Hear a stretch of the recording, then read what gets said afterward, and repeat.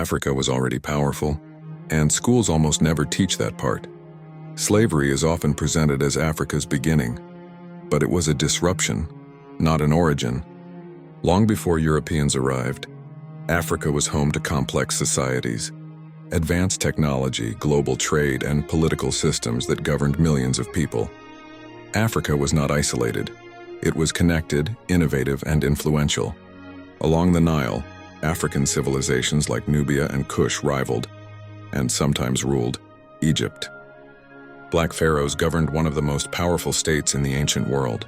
In the Horn of Africa, the Kingdom of Aksum became a global superpower, trading with Rome, India, and Arabia, minting its own currency and building monumental cities. These were not small tribes, these were world powers.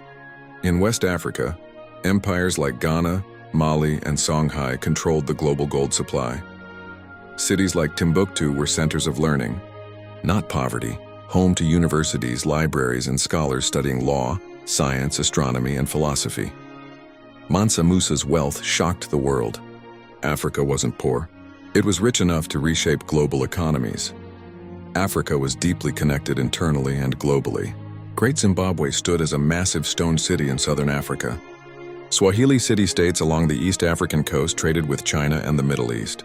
Central African kingdoms governed through diplomacy, councils, and spiritual authority.